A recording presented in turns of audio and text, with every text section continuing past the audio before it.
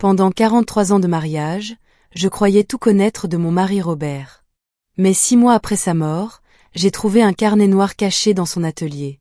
Un journal secret que je n'aurais jamais dû lire. Page après page, j'ai découvert l'horreur. Notre fils unique, Olivier, avait profité du cancer de son père pour le manipuler. Il l'avait poussé à signer des papiers lui donnant notre maison. Mon mari, affaibli par la chimio, avait cédé sous les pressions. Mais Robert avait tout noté. Chaque mensonge d'Olivier. Chaque manipulation de ma belle-fille. Et il m'avait laissé une lettre déchirante. Pardonne-moi d'avoir été faible. Mais bats-toi. Ne les laisse pas gagner. J'avais 68 ans. J'étais veuve. J'aurais pu abandonner. Mais mon mari m'avait donné les preuves. Et j'allais détruire notre fils devant les tribunaux. Je m'appelle Marguerite Lefebvre, j'ai 68 ans, et pendant 43 ans, j'ai cru connaître mon mari mieux que personne au monde. Robert était mon roc, mon confident, l'homme avec qui j'avais construit une vie entière. Quand il est mort d'un cancer du pancréas il y a 6 mois, j'ai eu l'impression qu'on m'arrachait la moitié de mon âme. Mais ce que j'ai découvert dans ce carnet caché au fond de son atelier a changé non seulement le souvenir que j'avais de lui, mais toute ma perception de ma famille. Cette histoire commence par un matin gris de novembre, exactement 6 mois et 3 jours après les obsèques de Robert. Je m'étais enfin décidée à ranger son atelier, cette petite pièce au sous-sol où il passait des heures à bricoler, réparer des objets anciens, travailler le bois. Pendant des mois, je n'avais pas pu franchir le seuil de cette porte. L'odeur de copeaux de bois et de vernis me rappelait trop sa présence. Ce matin-là, armé d'un café bien fort et de la détermination que me donnait ma solitude, j'ai ouvert la porte. Tout était exactement comme il l'avait laissé. Ses outils soigneusement rangés, ses projets inachevés, ses lunettes posées sur l'établi. J'ai commencé par les étagères, triant les boîtes de vis, les pots de peinture, les vieux magazines de menuiserie qu'il collectionnait depuis des années. C'est en déplaçant une lourde boîte à outils en métal que j'ai entendu un bruit sourd. Quelque chose était tombé derrière l'établi. Je me suis penchée, pas sans difficulté avec mon arthrose, et j'ai aperçu un petit carnet noir coincé entre le mur et le meuble. Il avait dû être caché là, glissé dans un espace étroit, invisible à moins de déplacer l'établi. Mon cœur s'est mis à battre plus fort quand je l'ai pris dans mes mains. La couverture en cuir était usée, les pages légèrement jaunies. J'ai reconnu immédiatement l'écriture de Robert sur la première page. Journal personnel, strictement confidentiel, janvier 2023. Janvier 2023. C'était 2 mois avant son diagnostic, 1 an avant sa mort. Pourquoi Robert avait-il commencé un journal secret? Pourquoi l'avoir caché? Nous n'avions jamais eu de secret l'un pour l'autre. Du moins, c'est ce que je croyais. J'ai ouvert le carnet avec des mains tremblantes. La première entrée datait du 15 janvier 2023. Marguerite dort. Il est 3 heures du matin et je ne peux pas fermer l'œil. Olivier est venu me voir aujourd'hui au garage. Seul, sans Nathalie. Il avait cette expression tendue que je ne lui connaissais que lorsqu'il avait fait une bêtise étant enfant. Il m'a parlé de ses dettes. 50 000 euros. Comment un professeur d'histoire peut-il accumuler 50 000 euros de dettes? Il dit que c'est à cause d'investissements ratés, de placements conseillés par un collègue. Il était au bord des larmes. Mon fils, mon Olivier, au bord des larmes. Mon sang s'est glacé. Olivier. Notre fils unique, notre fierté. Il nous avait toujours dit que tout allait bien dans sa vie, que son salaire de professeur et celui de Nathalie, infirmière, leur permettaient de vivre confortablement avec leurs 2 enfants. 50 000 euros de dettes? Et pourquoi Robert ne m'en avait-il jamais parlé? J'ai continué à lire, le cœur battant. 22 janvier 2023, Olivier est revenu. Cette fois avec Nathalie. Ils ont une solution, disent-ils. Si je leur donne la maison, ils pourront la mettre en garantie pour restructurer leurs dettes. Ils promettent que Marguerite pourra y vivre jusqu'à sa mort, que c'est juste une question de papier. Nathalie n'arrêtait pas de répéter « Papa, vous savez bien que la maison nous reviendra de toute façon après vous deux. C'est juste pour anticiper. » J'ai dit que je devais en parler à Marguerite. Le visage d'Olivier s'est fermé. Il a dit que maman ne comprendrait pas, qu'elle s'inquiéterait trop, que ça lui ferait du mal de savoir qu'il était en difficulté. Les larmes ont commencé à couler sur mes joues. Robert, mon Robert, s'était laissé manipuler. Et il me l'avait caché pour me protéger de l'inquiétude. Mais ce n'était que le début. 5 février 2023, je me sens de plus en plus fatiguée. Peut-être que c'est le stress de cette histoire. Olivier insiste. Il vient presque tous les 2 jours maintenant. Aujourd'hui, il a amené des papiers.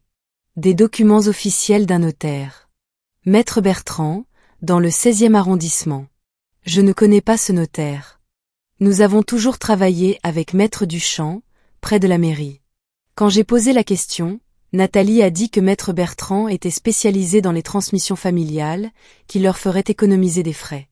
Ils veulent que je signe une donation avec réserve d'usufruit. J'ai dit que je voulais que Maître Duchamp examine les documents. Olivier s'est énervé pour la première fois. Il a crié que si je ne leur faisais pas confiance, ils perdraient tout, que les huissiers viendraient, que ses enfants, mes petits-enfants Lucas et Emma, seraient traumatisés. Ma main tremblait tellement que j'ai dû poser le carnet sur l'établi. Lucas et Emma. Ils avaient utilisé nos petits-enfants comme arme émotionnelle. Et ce notaire inconnu, quelque chose ne tournait pas rond. 18 février 2023, j'ai appelé Maître Duchamp en cachette. Il m'a fortement déconseillé de faire une donation dans la précipitation. Il m'a parlé des risques, du fait que même avec l'usufruit, je pourrais perdre le contrôle de la maison, que si Olivier avait vraiment des dettes, les créanciers pourraient saisir la nue propriété. Il voulait étudier le dossier, me proposer d'autres solutions. Mais il partait en vacances pour 3 semaines. Je lui ai demandé d'être discret, de ne rien dire à personne. Pourquoi est-ce que je me sens coupable de vérifier? C'est mon fils, mais c'est aussi notre maison, notre sécurité, l'avenir de Marguerite si je pars avant elle. Robert avait essayé de se protéger. Il avait eu les bons réflexes. Mais la suite du journal m'a brisé le cœur. 3 mars 2023, je suis allée voir le docteur Mercier aujourd'hui. Je ne voulais pas inquiéter Marguerite, mais la fatigue ne passe pas, j'ai mal au ventre, je perds du poids. Il veut me faire des analyses. Je dois y retourner lundi prochain. Olivier est passé ce soir. Il était avec Nathalie et leurs enfants. Les petits m'ont fait des dessins, Emma m'a sauté au cou en criant « Papy ». Comment refuser quelque chose à un fils qui a l'air si désespéré quand on voit ces 2 petites bouilles innocentes? Nathalie m'a pris à part dans la cuisine. Elle m'a parlé doucement, presque tendrement. Elle m'a dit qu'Olivier était au bord de la dépression, qu'il ne dormait plus, qu'il avait même eu des idées noires. Que tout cela pouvait s'arrêter si je signais les papiers. Que je pouvais sauver mon fils. J'ai dû m'asseoir sur le vieux tabouret de Robert. Nathalie. Ma belle-fille, toujours si douce, si prévenante. Je me souvenais de cette période. Robert était effectivement fatigué, préoccupé. Il me disait que c'était le garage qui le stressait, des problèmes avec un fournisseur. Et moi, idiote, je l'avais cru. 10 mars 2023, les résultats sont tombés. Cancer du pancréas. Stade avancé. Le docteur Mercier avait les larmes aux yeux en me l'annonçant. Il parle de chimiothérapie, mais le pronostic n'est pas bon. 6 mois, peut-être 1 an avec le traitement. Je dois l'annoncer à Marguerite ce soir. Mon Dieu, comment vais-je lui dire? 43 ans de mariage, et je vais la laisser seule. La maison. Je dois absolument m'assurer qu'elle garde la maison. Je dois parler à Maître Duchamp dès qu'il rentre de vacances. Mais cette conversation n'a jamais eu lieu. Je me souvenais parfaitement du 10 mars. C'était le jour où Robert m'avait annoncé son diagnostic. Nous avions pleuré ensemble toute la nuit. Les jours suivants avaient été un tourbillon de rendez-vous médicaux, de traitements, d'espoir et de désespoir. 15 mars 2023, Olivier et Nathalie sont venus avec des fleurs et un repas préparé. Ils ont été adorables avec Marguerite, l'ont consolée, ont promis d'être là pour nous. Après le dîner, pendant que Marguerite débarrassait la table, Olivier m'a entraîné dans le jardin. Il m'a dit que maintenant plus que jamais, je devais penser à l'avenir de maman. Que si je mourais sans avoir réglé la succession, elle serait perdue, qu'il y aurait des frais énormes, que les impôts prendraient une grande partie. Il avait les documents avec lui. Dans sa voiture. Prêt à être signé. Il m'a dit que c'était le dernier service que je pouvais lui rendre, à lui et à maman. La manipulation était écœurante. Utiliser l'annonce du cancer, ma vulnérabilité, la peur de Robert pour son avenir à moi. 22 mars 2023, je n'arrive plus à penser clairement. La chimio me rend malade, je suis faible. Maître Duchamp n'est toujours pas rentré. Olivier vient tous les jours. Il insiste. Nathalie aussi. Ils ont même amené Lucas et Emma hier, et les enfants ont demandé « Papy, tu vas nous aider à garder notre maison ?» Ils leur ont fait répéter ça. J'en suis sûre. Emma n'a que 6 ans, elle ne peut pas comprendre ces choses-là. Marguerite commence à trouver bizarre qu'ils viennent si souvent. Je lui ai dit qu'ils s'inquiétaient pour moi. Ce qui est un mensonge. Ils s'inquiètent pour leur héritage. 29 mars 2023, j'ai signé. Que Dieu me pardonne, j'ai signé. J'étais tellement faible après la séance de chimio. Olivier est venu me chercher à l'hôpital. Il m'a dit que Marguerite l'avait appelé pour qu'il me ramène parce qu'elle avait un rendez-vous chez le dentiste. C'était faux, je l'ai su plus tard. Il avait attendu qu'elle sorte faire les courses. Il m'a emmené directement chez le notaire. Maître Bertrand. Un homme froid, pressé. Il m'a fait signer 4 documents. J'ai essayé de lire, mais ma vue était brouillée, j'avais la nausée. Olivier disait « C'est bon papa, c'est exactement ce qu'on avait discuté, la donation avec usufruit. » J'ai signé. Puis Olivier m'a ramené à la maison et m'a fait promettre de ne rien dire à maman, que ça l'inquiéterait pour rien, que c'était juste des papiers administratifs. J'ai fermé le carnet et je me suis mise à sangloter. Mon Robert, affaibli par la maladie, manipulé par notre propre fils. Et ce qui suivait était encore pire. 5 avril 2023, Maître Duchamp est enfin rentré. Je l'ai appelé. Il veut me voir de toute urgence. J'y vais demain. J'ai peur de ce qu'il va me dire. 6 avril 2023, catastrophe. Maître Duchamp a examiné les copies des documents que j'avais gardés. Ce que j'ai signé n'est pas une simple donation avec réserve d'usufruit. C'est une donation-partage qui donne la pleine propriété de la maison à Olivier, avec une clause stipulant que je ne peux pas revenir sur cette donation. L'usufruit est limité à ma vie à moi seulement.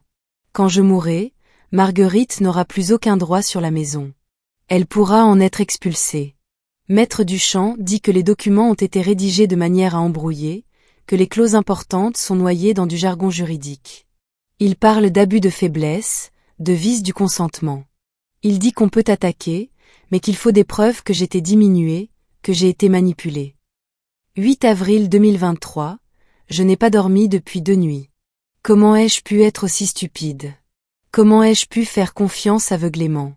Maître Duchamp me conseille de tout dire à Marguerite, de commencer immédiatement une procédure. Mais je ne peux pas. Elle me regarde avec tant d'amour, tant d'attention. Elle passe ses journées à me soigner, à me préparer des repas que je ne peux pas manger, à me tenir la main pendant les nuits où la douleur est insupportable. Comment lui dire que j'ai perdu notre maison? Que le fils qu'elle aime tant nous a trahis? Ça la tuerait. 15 avril 2023, j'ai commencé à tout noter dans ce carnet. Les dates, les conversations, les pressions. Maître Duchamp dit que si je meurs avant qu'on règle ça, Marguerite aura besoin de preuves pour attaquer la donation. Ce carnet est ma façon de la protéger, même après ma mort. Je le cache ici, dans mon atelier, derrière l'établi. Si elle le trouve, elle saura tout. Elle saura que je l'aimais plus que tout, que j'ai été faible, mais qu'elle a des armes pour se défendre. Les pages suivantes détaillaient chaque visite d'Olivier et Nathalie, chaque conversation ambiguë, chaque pression subtile. Robert avait tout noté méticuleusement. Les dates, les heures, les témoins présents. Il mentionnait même des conversations téléphoniques qu'il avait surprises entre Olivier et Nathalie, où il parlait de vendre la maison rapidement une fois qu'il serait mort. 3 mai 2023, Olivier est venu aujourd'hui avec un agent immobilier. Il a dit qu'il voulait juste faire estimer la maison pour les assurances. L'agent a pris des photos, a tout mesuré. Quand Marguerite a demandé pourquoi, Olivier a inventé une histoire d'assurance complémentaire qu'il voulait nous offrir. Après leur départ, j'ai entendu Nathalie dire au téléphone « L'estimation est bonne, 680 000 €. On pourra rembourser toutes les dettes et il restera de quoi s'acheter un appartement plus grand. » Ma maison. La maison où j'ai vécu pendant 35 ans, où mes enfants ont grandi. 680 000 € pour eux. 20 mai 2023, je suis de plus en plus faible. Les médecins parlent de soins palliatifs. Je n'ai plus la force de me battre juridiquement. Maître Duchamp est prêt à lancer la procédure, mais il me faut témoigner, être présent. Je ne tiendrai pas le coup. J'ai pris une décision. Je vais tout expliquer dans ce carnet. Chaque détail. Et je vais écrire une lettre à Marguerite que je glisserai dans le carnet. Si elle le trouve après ma mort, elle saura tout. Elle pourra se battre. Ma Marguerite est forte. Plus forte qu'elle ne le croit. La lettre était là, dans une enveloppe collée à la dernière page du carnet. Mes mains tremblaient tellement que j'ai eu du mal à l'ouvrir. Ma Marguerite chérie. Si tu lis cette lettre, c'est que je ne suis plus là et que tu as trouvé mon carnet. J'espère que tu pourras me pardonner. Non pas pour avoir gardé ce secret, mais pour avoir été assez stupide pour me laisser manipuler. Je n'ai jamais voulu te faire du mal. Quand Olivier est venu me parler de ses dettes, j'ai cru que c'était mon devoir de père de l'aider. Mais j'ai été aveugle. Aveugle par amour, par la maladie, par la peur de te perdre et de te laisser seul. Ce que j'ai signé ce 29 mars nous a volé notre maison. Notre fils, notre propre fils, m'a trompé. Il a profité de ma faiblesse, de ma maladie. Les documents que j'ai signés donnent la propriété complète de la maison à Olivier. Quand je mourrai, tu n'auras plus aucun droit. Ils pourront te mettre dehors. Mais tu peux te battre, mon amour. Ce carnet contient toutes les preuves. Les dates, les conversations, les manipulations. Maître Duchamp est au courant de tout. Va le voir. Montre-lui ce carnet. Il t'aidera à attaquer cette donation pour abus de faiblesse et vice du consentement. J'ai aussi caché des documents importants dans le garage, dans la boîte métallique bleue, derrière les pots de peinture. Tu y trouveras les copies des vrais documents que j'ai signés. L'estimation de la maison que l'agent immobilier a faite. Mes analyses médicales prouvant que j'étais diminué. Les factures du notaire Bertrand.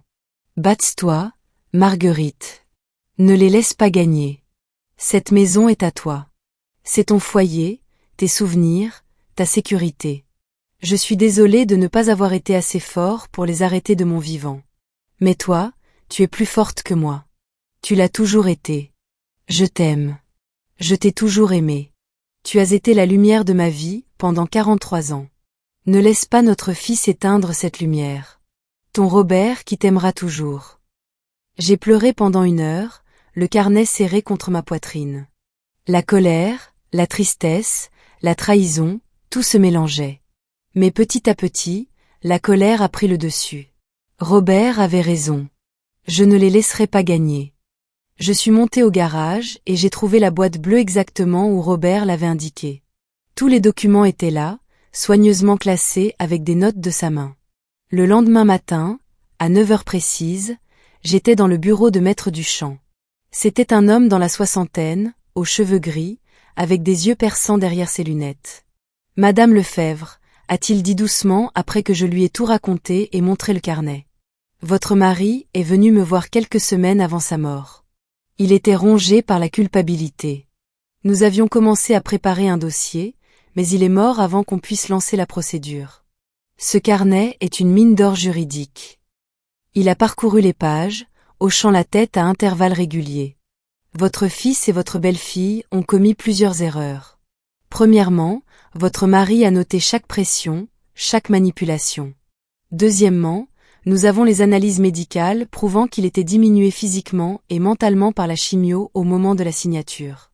Troisièmement, la précipitation de la procédure, le choix d'un notaire inconnu, l'absence de votre présence à vous, tout cela plaide en notre faveur. Que puis-je faire ? Ai-je demandé, la voix étranglée.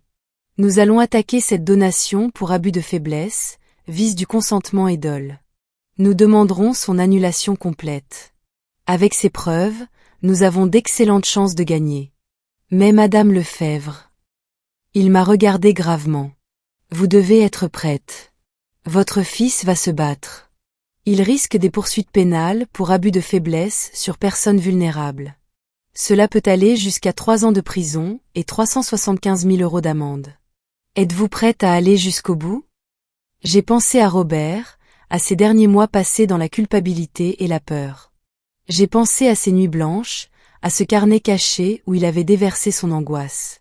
J'ai pensé à 43 ans de mariage, à cette maison que nous avions achetée ensemble, rénovée, où nous avions élevé nos enfants. Oui, ai-je répondu fermement. Je suis prête. Maître Duchamp a hoché la tête. Bien. Je vais préparer l'assignation. En attendant, ne dites rien à votre fils. Pas un mot. S'il sait que vous avez découvert la vérité, il pourrait tenter de falsifier des documents ou de faire pression sur vous. Les 2 semaines suivantes ont été un supplice. Olivier venait me voir régulièrement, comme un fils aimant. Il m'apportait mes courses, me parlait de Lucas et Emma, me montrait leur dernier bulletin scolaire. À chaque visite, je devais me mordre les lèvres pour ne pas hurler la vérité. Nathalie venait aussi, avec son sourire doux et ses petits plats. Belle maman, vous ne devriez pas rester seule dans cette grande maison. Vous avez pensé à ce dont on avait parlé? Une petite résidence avec des services, ce serait plus simple pour vous. Il commençait déjà à préparer mon départ. Le 15 novembre, Maître Duchamp m'a appelé. C'est fait. L'assignation a été délivrée à votre fils ce matin. Il sait maintenant que vous attaquez la donation. Préparez-vous, Madame Lefebvre. Olivier a débarqué chez moi le soir même. Il n'avait pas son visage de fils aimant. Il était rouge de colère. Tu fais quoi exactement, maman? Tu attaques ta propre famille? Je l'ai regardé droit dans les yeux, ce fils que j'avais porté, élevé, aimé. Je protège ce que ton père et moi avons construit. Ce que tu lui as volé pendant qu'il était mourant. Volé? Papa était d'accord. Il voulait nous aider. J'ai sorti le carnet de mon sac et je l'ai posé sur la table. Tout est là, Olivier. Chaque mensonge. Chaque manipulation. Chaque pression que tu as exercée sur un homme affaibli par la maladie. Ton père a tout noté. Le visage d'Olivier est devenu blanc. Nathalie, qui était restée en retrait, s'est avancée. Belle maman, vous ne comprenez pas. Nous voulions juste. Sortez de chez moi. Ma voix était calme, mais ferme. Vous avez manipulé un homme mourant. Vous avez profité de sa faiblesse, de son amour pour son fils, de sa peur de me laisser seule. Vous avez utilisé vos propres enfants comme armes émotionnelles. Sortez. Et ne revenez que convoqué par le tribunal. Olivier a tenté de prendre le carnet, mais je l'ai saisi avant lui. C'est une copie. L'original est chez mon avocat. Sors de chez moi, Olivier. Ou j'appelle la police. Ils sont partis dans un claquement de porte. Le procès a eu lieu 3 mois plus tard, en février 2024. J'étais assise dans la salle d'audience, le carnet de Robert sur mes genoux. Maître Duchamp avait fait un travail remarquable. Il avait rassemblé tous les témoignages, les documents médicaux, les analyses qui prouvaient que Robert était en état de faiblesse lors de la signature. Le docteur Mercier, l'oncologue de Robert, a témoigné, Monsieur Lefebvre était sous chimio lourde en mars 2023. Il avait des troubles de la concentration, de la fatigue extrême, des nausées permanentes. Il n'était absolument pas en état de prendre des décisions importantes concernant son patrimoine. Maître Bertrand, le notaire, a été convoqué. Sous les questions serrées de mon avocat, il a fini par admettre qu'Olivier avait insisté pour que l'acte soit fait rapidement, sans ma présence, en mettant en avant l'urgence médicale. Monsieur Lefebvre m'a paru fatigué, a-t-il reconnu. Mais son fils m'a assuré qu'il était dans un bon jour, qu'il comprenait parfaitement. J'aurais peut-être dû insister pour reporter. Puis ce fut mon tour de témoigner. J'ai raconté ces 6 mois d'horreur. Robert mourant avec ce secret. Le carnet découvert. Les documents cachés. Les manipulations. Mon mari a passé ces derniers mois à essayer de réparer son erreur. Il ne dormait plus. Il culpabilisait.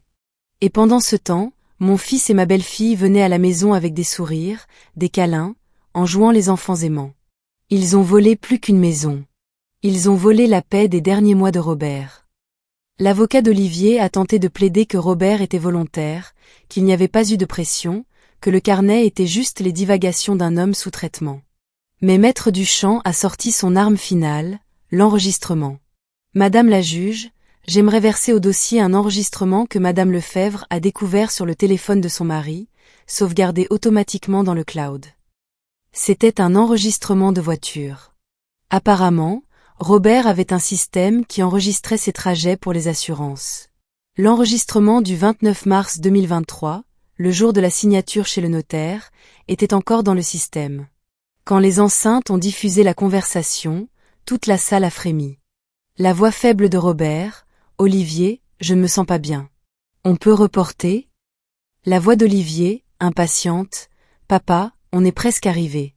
Ça va prendre 10 minutes. Tu signes les papiers et c'est réglé. Pense à maman, pense à nous. » Robert: « Mais Maître Duchamp a dit. » Olivier, coupant: « Maître Duchamp ne connaît pas notre situation familiale. Fais-moi confiance. » Et puis, ce qui a achevé la défense d'Olivier, la voix de Nathalie à l'arrière de la voiture: « Une fois que c'est signé, on pourra enfin respirer. La maison vaut assez pour tout effacer. » Le silence dans la salle était assourdissant. Le jugement est tombé 2 semaines plus tard. La donation était annulée pour vice du consentement et abus de faiblesse. La maison me revenait entièrement. Le juge a été sévère dans ses attendus. Il ressort des pièces du dossier, et notamment du journal tenu par le défunt, que M. Robert Lefebvre a fait l'objet de pressions psychologiques répétées de la part de son fils et de sa belle-fille, alors qu'il était dans un état de grande vulnérabilité physique et mentale due à sa maladie et au traitement de chimiothérapie. L'absence de l'épouse lors de la signature, le choix d'un notaire inconnu de la famille, la précipitation de l'acte, et les témoignages médicaux convergent pour démontrer que le consentement du défunt était vicié. Mais ce n'était pas fini. Le procureur, alerté par les éléments du dossier, a lancé des poursuites pénales contre Olivier et Nathalie pour abus de faiblesse sur personnes vulnérables. Le procès pénal a eu lieu 6 mois plus tard. Cette fois, c'est moi qui étais dans la salle, mais pas comme partie. Comme témoin. Olivier et Nathalie étaient au banc des accusés. Le procureur a été implacable. « Madame et monsieur, vous avez sciemment profité de l'état de faiblesse d'un homme mourant, votre père, pour lui extorquer son bien le plus précieux, la sécurité de sa femme. Vous avez manipulé, menti, fait pression. Et vous avez utilisé vos propres enfants comme instrument de cette manipulation. C'est d'une cruauté rare. » Olivier a tenté de plaider les circonstances atténuantes, les dettes, le désespoir. Mais l'enregistrement, le carnet, les témoignages étaient accablants. Le verdict est tombé en septembre 2024. Olivier a été condamné à 18 mois de prison avec sursis et 50 000 € d'amende. Nathalie à 1 an avec sursis et 30 000 € d'amende. Il devait également me verser 75 000 € de dommages et intérêts pour le préjudice moral. Aujourd'hui, 1 an après avoir trouvé ce carnet, je suis assise dans mon salon.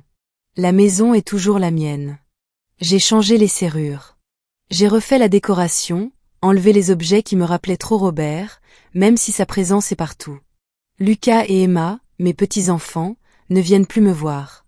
Olivier et Nathalie me les ont complètement éloignés. Ça me brise le cœur, mais je sais que ce n'est pas ma faute.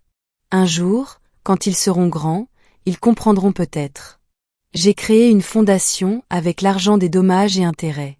Elle s'appelle La Voix de Robert, et elle aide les familles victimes d'abus financiers sur personnes vulnérables. Je donne des conférences dans des associations de patients atteints de cancer, je raconte mon histoire pour alerter. Le carnet de Robert est maintenant dans un coffre à la banque. Mais j'en ai fait faire plusieurs copies. Une pour moi, que je garde dans ma table de chevet. Une pour Maître Duchamp. Et une que j'ai envoyée à mes petits-enfants, avec une lettre. Mes chers Lucas et Emma, un jour, vous serez assez grands pour comprendre cette histoire. Votre grand-père était un homme bon, qui a été trompé par ceux qui l'aimaient le plus. Ce carnet raconte sa vérité. Je veux que vous sachiez que je ne me suis pas battue par vengeance, mais pour honorer sa mémoire et sa volonté de me protéger. Je vous aime. Je vous aimerai toujours. Et quand vous serez prêt, ma porte vous sera toujours ouverte. Votre grand-mère Marguerite. Je ne sais pas si Olivier leur a donné cette lettre. Je ne sais pas s'ils liront un jour le carnet. Mais j'ai fait ce que Robert voulait que je fasse. Je me suis battue. J'ai gagné. Et j'ai transformé notre douleur en quelque chose qui peut aider d'autres personnes. Parfois, le soir, je descends à l'atelier. Je m'assois sur le vieux tabouret de Robert et je regarde l'espace derrière l'établi où était caché le carnet. Et je lui parle. Tu avais raison, mon amour. J'étais plus forte que je ne le pensais. Tu m'as donné les armes pour me défendre, même après ta mort. C'était ton dernier cadeau. Le plus précieux. Le carnet secret de mon mari décédé ne contenait pas seulement des secrets. Il contenait la vérité, l'amour et une dernière leçon. Même dans nos moments les plus faibles, nous pouvons protéger ceux que nous aimons. Même dans la mort, l'amour véritable trouve un moyen de veiller sur les siens. Cette maison, notre maison, résonne encore de nos rires, de nos disputes, de nos 43 ans ensemble. Et maintenant, elle résonne aussi de ma victoire. Une victoire que je ne voulais pas, que je n'aurais jamais dû avoir à mener.